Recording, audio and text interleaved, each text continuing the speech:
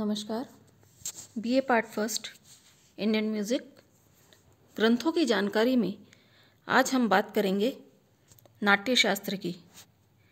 नाट्य शास्त्र भरत देव द्वारा लिखा हुआ ग्रंथ है।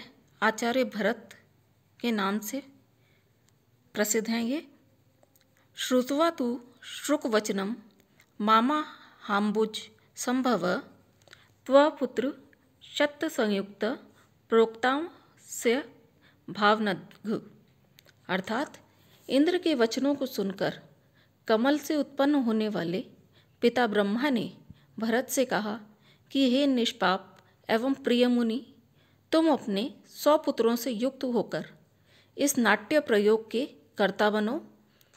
इस प्रकार पितामह ब्रह्मा से आज्ञा पाकर उन्हीं से नाट्य वेद को प्राप्त करके उन्होंने इसके प्रयोगों को अपने योग्य पुत्रों को प्रयत्नपूर्वक पढ़ाया। कहने का अर्थ यह है कि ब्रह्मा जी ने इंद्र को कहा कि आप नाट्य शास्त्र वाले जो हैं प्रयोग वो आप पढ़ो अच्छे से और अपने पुत्रों को उनका पढ़ाओ और इसे आगे बढ़ाओ। तो इंद्र ने ब्रह्मा जी से नाट्य शास्त्र की शिक्षा ली।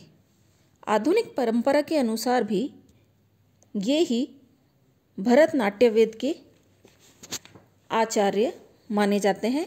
आधुनिक समय में ही भी ये आगे माने जाते हैं। ऐसा माना जाता है कि इन्हें नाट्यवेद की शिक्षा ब्रह्मा से मिली थी। तत्पश्चात अपने पुत्रों को इन्होंने इसकी योग्यता के अनुसार नाट्य के अंगों की शिक्षा दी।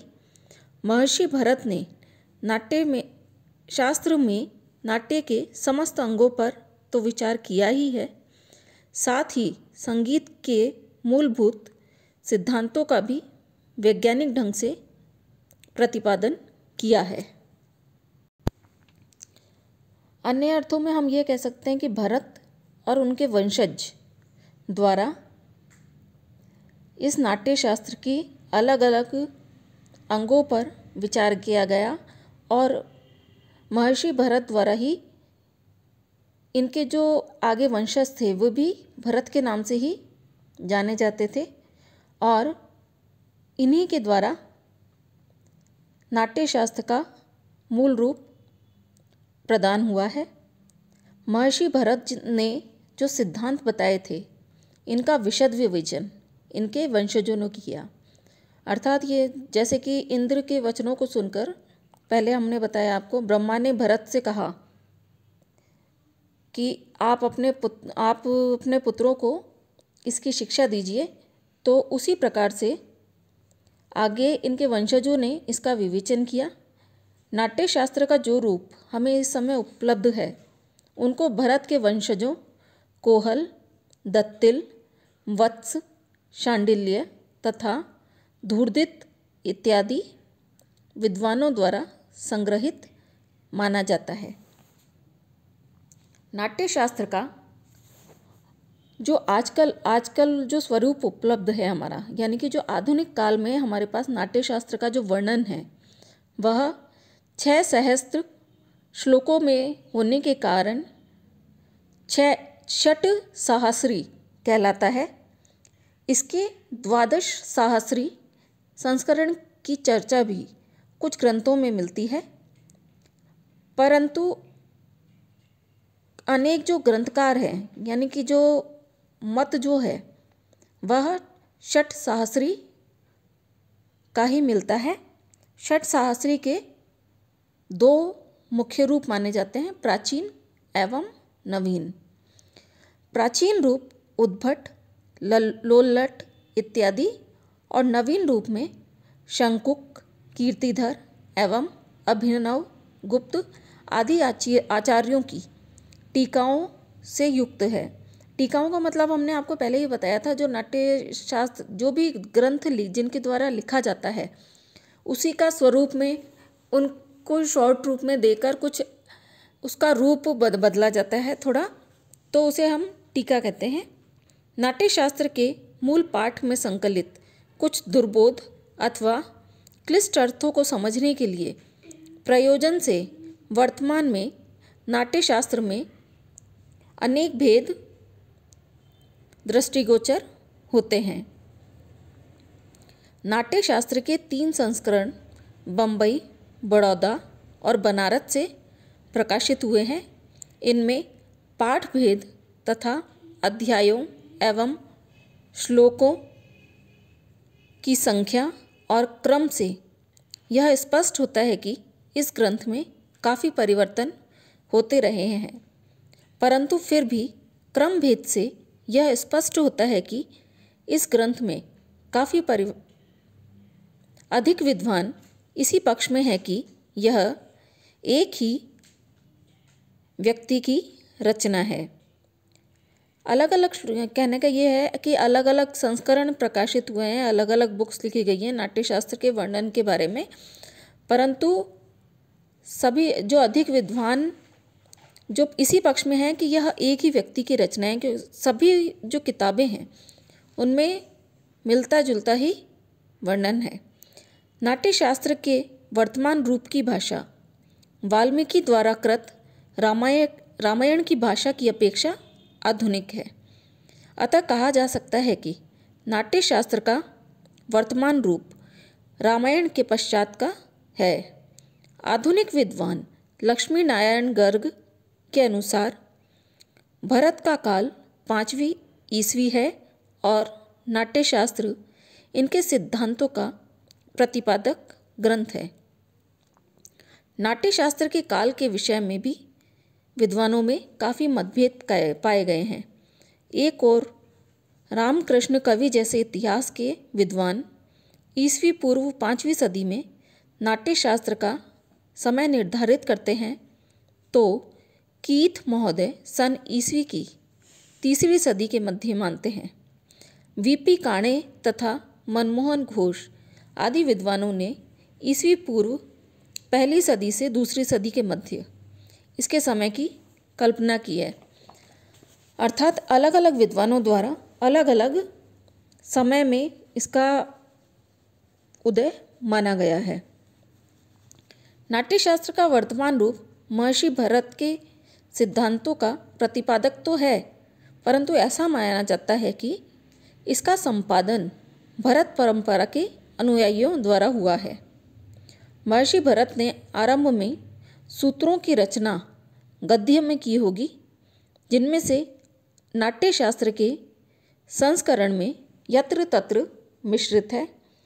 सूत्रों में कई बातें इस परंपरा के अनेक परवर्ती श्लोकों में भी पाई जाती है। श्लोकों का आनुवंश कहा जाना इस बात का प्रमाण है कि वे संकलनकर्ता की कृति नहीं है। विद्वानों ने नाट्यशास्त्र के श्लोकों की संख्या 1.25 लाख बताई है। साधारण मान्यता के अनुसार नाट्यशास्त्र में कुल 36 अध्याय हैं। इसमें से 28 से 33वें अध्याय में तक कुल 6 अध्यायों में संगीत के समस्त सिद्धांतों का वर्णन किया गया है। अर्थात टोटल इसमें 36 अध्याय हैं और 28 से जो 33 अध्याय है उसमें संगीत के समस्त सिद्धांतों का वर्णन किया है। श्रुति सिद्धांत, ग्राम, जाति, संवाद सिद्धांत, सार्वभौम तथा सनातन होने के कारण संसार को नाट्यशास्त्र महर्षि भरत की बहुत बड़ी देन है। जो नाट्यशास्त्र है उसमें सब कुछ दिया गया है, इसलिए यह बहुत ही बड़ी देन मानी जाती है। शुद्धा, भिन्ना, बेसरा, गौड़ी एवं साधारणी आदि गीतियों का जो विनियोग भरत संप्रदाय में विहित है, उससे सिद्ध होता है कि 22 श्रुतियों के अतिरिक्त अन्य सूक्ष्मतम ध्वनियों की ओर भी महर्षि भरत का स्पष्ट संकेत है जिनका प्रयोग जाति भिन्न रागों में होता है। नाट्यशास्त्र में ब्रह्मा द्वारा बताए हुए 7 शुद्ध रागों के विनियोग नाटक की विभिन्न संधियों में बताया गया है। जो नाट्यशास्त्र के 7 जो शुद्ध राग बताए गए हैं वह संधियों के रूप में अलग अलग बताए गए हैं। ये राग हैं मध्यम ग्राम, षडजग्राम, शुद्ध साधारित, पंचम, कौशिक षाडव और कौशिक मध्यम। बाद में आचार्यों ने इन शुद्ध रागों के लक्षण एवं उदाहरण दिए हैं। नाट्यशास्त्र के विधिवत अध्ययन से पूर्व ही अनेक सज्जनों ने महर्षि भरत के सिद्धांतों के संबंध में जो अनेक भ्रामक धारणाएं प्रचारित की है, उनमें से एक यह भी है कि महर्षि भरत के नाट्यशास्त्र में राग का प्रयोग एवं रागों की चर्चा नहीं है। नाट्यशास्त्र में चित्रा व विपंची आदि वीणाओं की चर्चा है। भरत की वीणा मत कोकिला कही गई है। भरत नाट्यशास्त्र के अंतिम 36वें अध्याय में कहते हैं कि एवं नाट्य प्रयोगे बहुविधि विहितम कर्म शास्त्र प्रणीतम नोक्तम यच्चात्र लोकानुदिकृति करणात् संभव्या विधज्ञ। अर्थात इस प्रकार मैंने नाट्यशास्त्र के द्वारा निर्दिष्ट कर्मों के नाट्य प्रयोग की अनेक विधियों का वर्णन किया है। इनमें से जो बातें कहने से बच गई हो या नहीं कही जा सकी हों, उन्हें विज्ञजन उन विशेष विषयों, लोक में विद्यमान विषयों तथा कार्यों को देखकर समाविष्ट कर लें। यानी कि भरत ने यह कहा कि मुझसे जितना नाट्य प्रयोग के बारे में हुआ मैंने किया है, और बाद में समय के अनुसार जो भी चेंज होता है उसे देखकर इसमें समाविष्ट कर लिया जाए। अब मैं इन विषय को और अधिक क्या कहूँ। यह वसुधा धन्यादि एवं निरोग प्राणियों से पूर्ण बनी है और लोग इसमें सदा शांतिपूर्ण निवास करते रहें और इस समग्र भूमंडल की शासकगण एवं भगवान रक्षा करते रहें। वर्तमान काल से भरत काल से वर्तमान काल तक अनेक ग्रंथ रचे गए, पर हम संगीत शास्त्र को भरत के नाट्य शास्त्र से अलग नहीं कर पाए हैं। आज भी हमारा संगीत नाट्य शास्त्र पर ही आधारित है। नाट्य शास्त्र में वर्णित संगीत के सिद्धांत आज भी हमारे संगीत के आधार हैं। ऐसा जान पड़ता है कि जब तक संगीत में शास्त्र के सिद्धांतों का व्यवहार होता रहेगा, नाट्य शास्त्र एवं उनके सिद्धांत संगीत के व्याकरण की भांति कार्य करते रहेंगे। अर्थात कहने का अर्थ यह है कि इस किताब में यानी कि नाट्यशास्त्र में कुल 6 अध्यायों में 28 से 33वें अध्याय में संगीत के समस्त सिद्धांतों का वर्णन किया गया है। अलग अलग बाकी जो इसके अध्याय हैं उनमें अलग अलग वर्णन किया गया है, परंतु फिर भी हम नाट्यशास्त्र को संगीत के जो सिद्धांत है उससे हम अलग नहीं कर सकते और इसे भी हमारे संगीत का आधार ग्रंथ माना जाता है। और इसमें जो समस्त जो सिद्धांत का वर्णन किया गया है वह हमारे संगीत के लिए, नाट्य के लिए बहुत ही महत्वपूर्ण है। धन्यवाद।